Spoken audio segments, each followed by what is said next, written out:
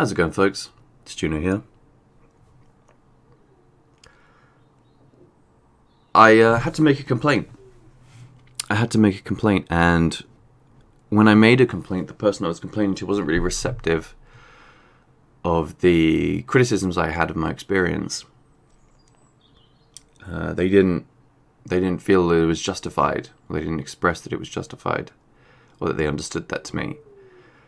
While I was pretty convinced of my position, for the first time in a long time, I felt some concern about not being able to communicate myself in a way that would be received. And it was quite a strange experience. And I've recently been thinking a lot about how persuasion operates. Why is it people are conducive to some forms of communication and instantly receive and reciprocate, while at other times they can either misinterpret, not understand, or even understand and just contradict what seems to be a demonstrable set of claims. And I think some part of it is down to this idea of persuasion. So there was a couple of things I saw recently that made me want to do this video, and that was the early 2000s British film called Sexy Beast, with Ray Winstone and the guy who plays Gandhi, Ben Kingsley. And in that film, the antagonist, I think his name's Don, he's extremely aggressive, and he suggests a lot of almost psychotic physical threat that he presents. And even in the way that the other characters treat him, they treat him like they've witnessed or they've been privy to, some acts of barbarity from this individual, and are hesitant to interact with him or upset him in case that's turned on them. They become the recipients of that. And a lot of the communication that he has with people, I'm not sure if he is consciously aware of it, but he finds a way of including that physical intimidation into it. And so that obviously pressures people into agreeing with him. That's like a form of persuasion in a way. However, there is one scene that's kind of juxtaposed to that in the film, where he tries to make an excuse for himself, and he almost puts himself in in an almost like victim position, because he's done something he shouldn't have done, and he's been a little bit caught. And so in that moment, he then decides that actually I'm the victim, and he makes even almost a sort of a threatening plea of victimhood in a way. But one thing he does is he makes extremes out of it. And this reminded me of another scene. So in the way that he's like extreme in his victimhood in an almost shameful way, it reminds me of the second Kimball interview from American Psycho, where there's this one specific moment where Kimball was pressing Bateman on where he was at the time of Paul Allen's death. And sort of after the conclusion of the interview, Kimball goes a bit Columbo on him and pulls out this CD, right? Which was the CD that was playing when Paul Allen was killed. But he just slides it in as a passing remark of like, oh, here's a CD I picked up, what do you think? Almost in a kind of... It's almost in a mirror of the earlier scene about the business cards. But, so Bateman says, contrary to his previous declaration to Paul Allen that, he was really interested in Huey Lewis and the News, and he was into music, and he was like an aficionado of some respect. In this moment, he does this thing where, again, he pretends to be a bit shameful in a way, like, oh no, I don't like this kind of music. And then when pressed on it, he says something that's sort of, it's almost like he's exposing a vulnerability of himself. And I think that kind of either turns people off, like it deters people from inquiring any further, or, and I think it's used strategically here, or it just dissociates people from the conversation itself. And he says that Huey's too black sounding for him. All right, which, like I said, this isn't reciprocated by anything that he said earlier in the film. This is a complete departure from every stance that he's previously publicly taken. And you always get the sense in the movie that these are all just portrayals and demonstrations, right? They're all just, it's all just an act. But in that moment, you feel like maybe he's not acting, actually. Because it's so easily, like, criticizable and disagreeable that for him to put it out there, it's almost like he's exposing a vulnerability of himself. And that's, I think, people obviously don't like dealing with that, because then you feel like a moral obligation then to do something about it. And people don't like feeling obligated, so they immediately back out of the conversation. Like, that's a bit distasteful, that's a bit uncouth. I don't want to talk about this anymore. And again, in Sexy Beast, I feel like the same thing happens, because when Don gets thrown off the plane for smoking and for, being quite aggressive with people, when he's about to be confronted by, like, the airport officials in a quiet back room, several hours after the event, he actually tries to turn it around and say, actually, I was sexually assaulted on the plane.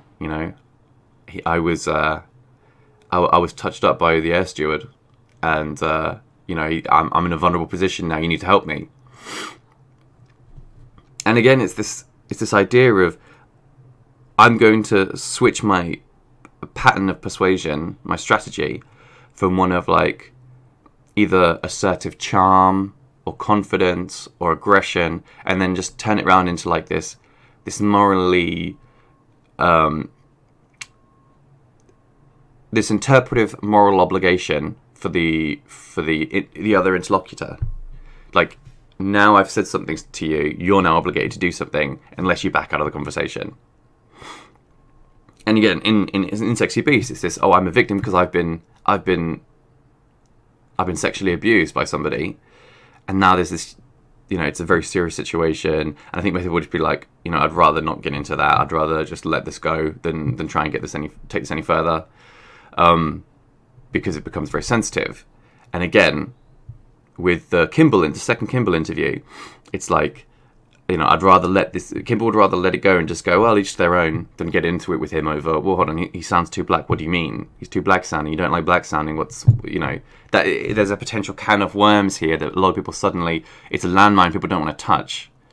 So in a way, it's the same thing, right? In Sexy Beast, in Don's normal behavior, he's so aggressive, he's so volatile and unpredictable and threatening, that it's a can of worms people don't want to get into because of all that could possibly happen.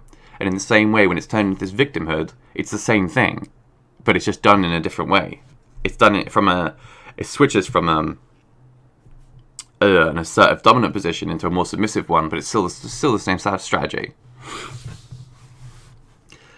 And so when I'm thinking about, like, I'm making this complaint and the other person isn't believing me, well, I'm like, well, maybe, does it matter? But I can feel the apprehension in myself. I can feel that, hold on, I'm worried now. I'm concerned that I'm going to have this conversation with this person. Like, there's going to be some afters to this, and the other person is just not going to be. They're not going to buy what I'm selling. When I'm telling them what's happening, they're just going to ignore it or try and explain it away, almost like you're in a courtroom, and you can put forward your version of events, but when someone wants to start picking holes in it, unless you provide this perfectly formed,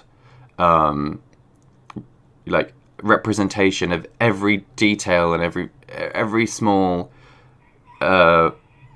important point, it can, there are parts where your interpretation is only that, even if it's the truth and you totally believe it's the truth, and you can say it's an honest representation of what happened, there will still always be a way to find a way of undermining it. And ultimately, the reason I think that happens is because for something to be true in our minds, we have to want to believe it. And I've always, I guess since about a year ago, I've thought that, I used to think that, everyone could just be told the truth and then they would know it and that was fine.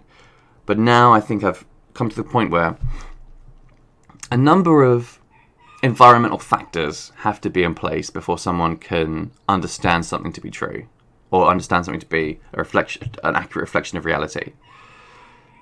Because for them, their reality is somewhat dictated by what they want to be there, right? Like, again, I always talk about flattery being a really dangerous concept. But ultimately, it's dangerous to the self because we're incentivized to be very sympathetic towards ourselves, and that can lead to this sort of flattery where you never take ownership of anything negative, critical, or potentially improvable. You always just make an excuse for it instead. Understandably, like, it protects yourself, but at the same time, if you don't accept the vulnerability, then it only takes somebody else to perceive it, or even a few other people to perceive it, before you can then be very well exploited.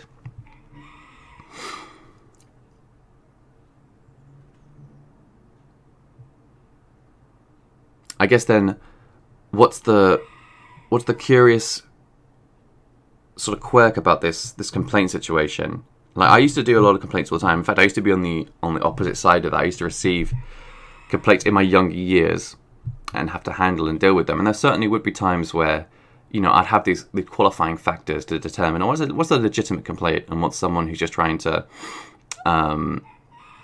get this interpretation of a situation to be more sympathetic towards them. All right, so I'll always be able to somewhat understand the person on the other side, and what they're trying to do. However, there will always be people as well that are just like, they are so aggressively sympathetic towards themselves that they will be hostile to anything that sort of is in any way critical, even no matter how justified it is, no matter how true to reality it really is. They're not going to be able to engage with it, or they'll find some way to undermine it.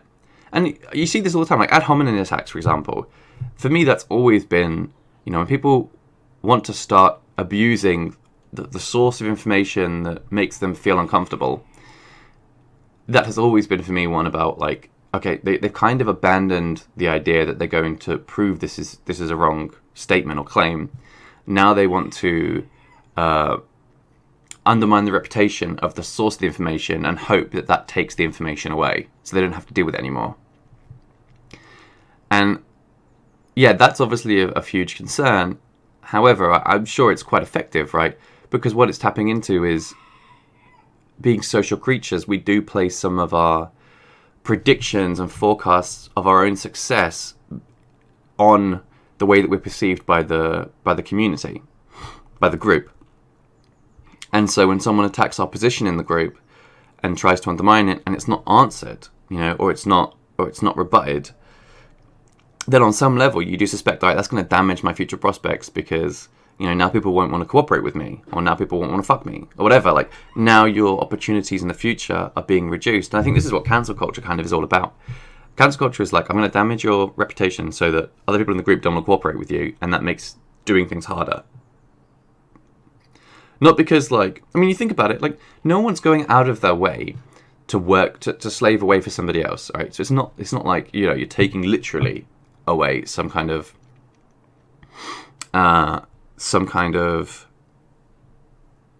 extractable resource in the future. What it is it's this reduction in opportunity. So it's like, if your reputation can become tainted enough, take pedophiles, for example, or domestic abusers, or drug dealers, whatever. If you can sort of take away the trust in society from them, so nobody in society trusts to work with them, or they're scared. Yeah, they're scared of the possibilities of what could happen if they cooperate with them, like how that could be affect them negatively. What you're doing then is you're making it so this individual is going to have to become completely independent on some level, and obviously it's extremely difficult to do. Modern society doesn't promote independence in any way; it promotes dependence to the nth degree. It wants you to just perform one function, to a high capability, and then have everything else outsourced, which I suppose in large systems makes a lot of sense. But then it removes your ability to kind of make decisions for yourself, because now you're so interdependent on the other members of society that you need to cooperate and conform what they want, even though, they don't even know what they want, to be honest. But there will be pressures and engineering in place to dictate some idea of what they want. And then that then forces you to conform somewhat, because now you're no longer capable of being wholly independent.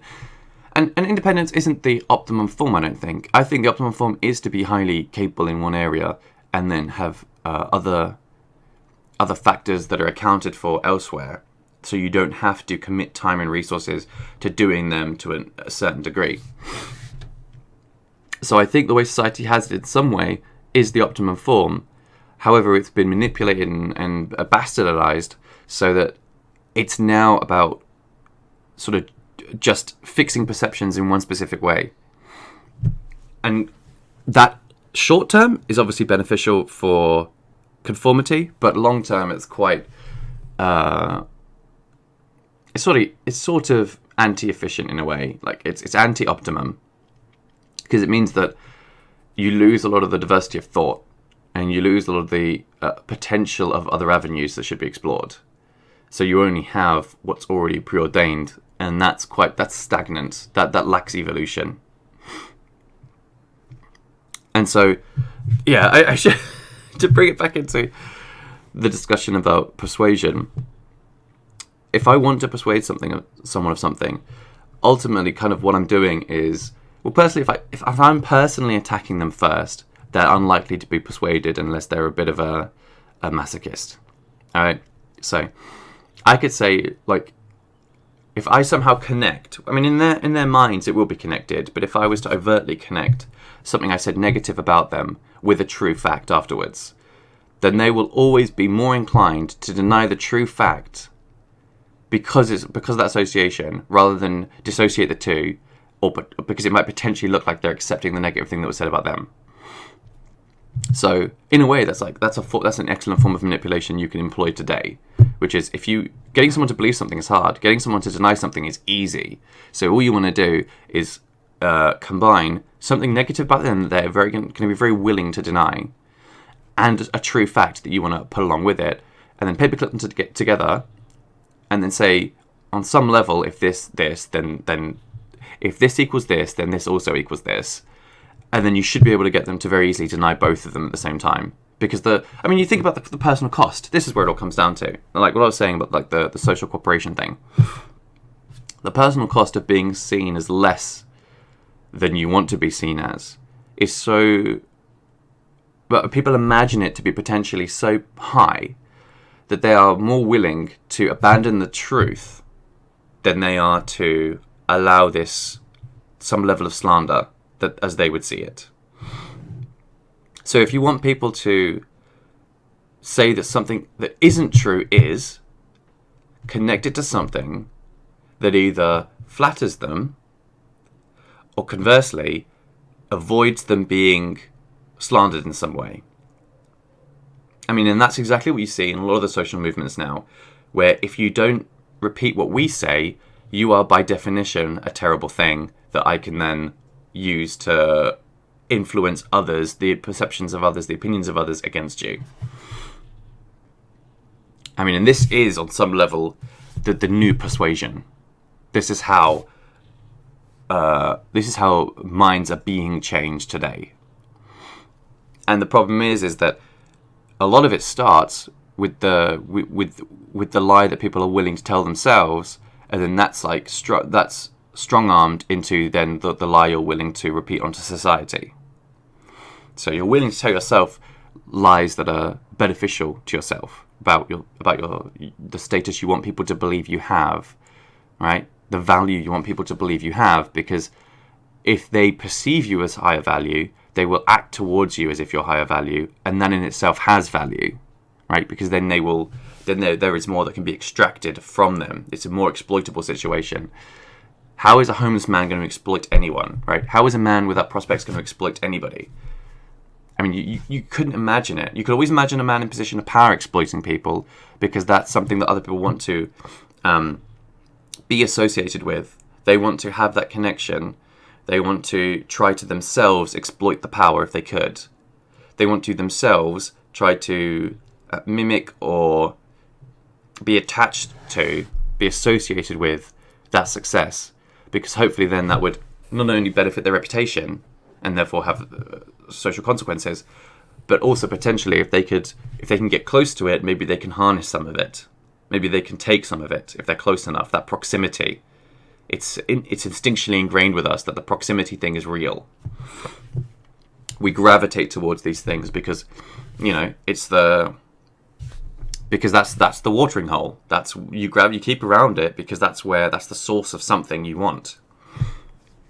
I said this recently. I thought to myself, how do you know if somebody has what you want? How do you know? How do you know in yourself if this person has something I want? Well, easily you start calling them friend, right? You start wanting an association with them. That's how you know if they have something you want.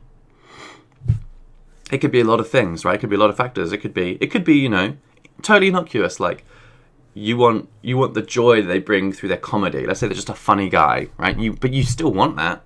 That's still something you want. Or, more common than not, this is a good-looking person. I bet they get a lot of attention. If I'm near them, I'm going to get some splash over here. I'm going to get some of this additional attention. Or, obviously if it's a girl, she's a pretty girl. Not only do I want access to her, she may associate with other pretty girls. And then I can, by breaking into that, sorority, by breaking into that milieu, then I can have access to all these things. I want to exploit all these things. But a homeless man isn't doing any of that, right? Like the man with no prospects and that nobody wants to know. He has nothing anybody wants. Why does anyone call him friend? Well, no, that's maybe not true now. Maybe, we live in such a moralistic society, or opposing moralistic society, that, by him having nothing, in some ways, you showing the benevolence of wanting to befriend him is value in itself, because other people perceive that as not being shallow, but being a man of substance, a person of substance, a woman of substance. Look how sympathetic this person is, empathetic this person is, how considerate they are, compassionate. They want to befriend this person who has nothing. Suddenly then is this enhancing reputation thing again. Immediately beneficial, very flattering to a person. You can understand why people would do it. And then so you have to wonder, in persuasion, if I'm persuading you to think about me in a certain way, if I'm persuading you of a certain point, what part of that is really real anyway? And I think the answer is, well, to be persuaded, nothing has to be real. The persuasion itself is the realness. If people are just willing to agree with it, think about it like this, right? If there's a lie that benefits everyone, what good is the truth? If there's a lie that benefits, if everyone involved is benefited by believing a lie, then what value does the truth have? If all it's going to do is actually reduce that value overall. And we know that's the case in reality, because people subscribe to lies all the time, en masse. In the whole of the group, all of us will believe one sort of given lie at a time, and then generations later we'll look back and go, how could you have thought that? How could you have believed that? And the truth is that, at least for the short term, it benefits everyone to think that, or anyone that has anything of value that people want. And then, turn that around, and you can ask yourself, well, in the long term, maybe subscribing to things that aren't true might be damaging. And yes, perhaps in the long term it is, but the long term is very difficult to calculate for, and you can't get to the long term without succeeding in the short term. So really the only way to get there is to find a way of surviving the short term to then benefit the long. But all you have to do to change that is to make people feel like survival is on a knife edge, and they'll take the short term every time. Right, so just put them in that constant state of alertness and awareness, in a constant threat perception, and then they'll take the short term every time. So so I've got this. I'm going to be talking to this person later, and I know they're not already. They've kind of insinuated they're not receptive to my complaint, which I take on the chin. Right, fine. You don't want to believe what I'm saying, but nevertheless, I can prove these things. These things did happen, and they weren't right. They weren't correct. And these things shouldn't have happened, unless I could get them to commit to saying, well, no, those things should have happened. Because then if they can do that, then I can take it outside of this and present it in a different way. And say, look, this is a systemic problem. Now it's a systemic problem. This person isn't just saying that, these things happened and they're not just agreeing that these things did happen, they're saying they're actually right to have happened. And if in some way you can find like an internal contradiction, ultimately I might not be able to convince the one individual I'm speaking to that they're in the wrong, or that there's some that they've accrued a kind of debt in a way. But potentially by escalating the situation, you may be able to find somebody with a position of authority over them that will acknowledge that. And acknowledge it just means that they find it more damaging to not admit it than to admit it. And for the person themselves, that's always going to be hard to do, because they will perceive their own reputation with high value, whereas a person outside of them is not. Right? My reputation is of very high value to me, so I'm very incentivized to lie about it. To lie and ignore and double down and commit to things that aren't true. However, my reputation is virtually valueless to somebody else. So to them, they won't have to do any of those things. However, if their reputation is in jeopardy, then you can then get them to agree with things that are not true and deceptions and inaccuracies, even about my reputation. You see how it works? But I do definitely feel the pressure of it sometimes. I sometimes feel the pressure of, I'm not going to be able to convince this individual. But what you have to learn is, as I said, convincing isn't just about showing somebody what's right or true or close to or accurate to reality. Convincing is about making a situation, and that includes all the environmental factors, align so that somebody is now, it sees it in their benefit to agree with you. That essentially is the art of persuasion. And probably the most important element of that today is emotional readiness. There's a lot of things that, for all the well-meaning, good-intentioned individuals there are, a lot of them are not emotionally prepared to accept some things that are a true reflection of reality, and would rather think other things. And I think that's the situation you need to be honest to yourself about, in not taking it too hard when others aren't persuaded. Because I get it, with social animals, on some level we feel like when others corroborate our view, that affirms it. But ultimately affirmation can't be left up to others, because they're motivated by different things. You need to be able to find affirmation in yourself. And while feedback from the group can be very useful, because you can build in a bit of your own bias and say, all right, I might need somebody else to take a look at this because I'm only going to see it one way. I'm almost prevented from seeing it a different way because of a certain mindset. Sometimes you also have to acknowledge, well, they might be under a similar situation, and all I can do really is try and train myself to accept that I need to be emotionally ready to accept certain things. And I know this sounds a lot like some of the points of view that people I don't particularly agree with say.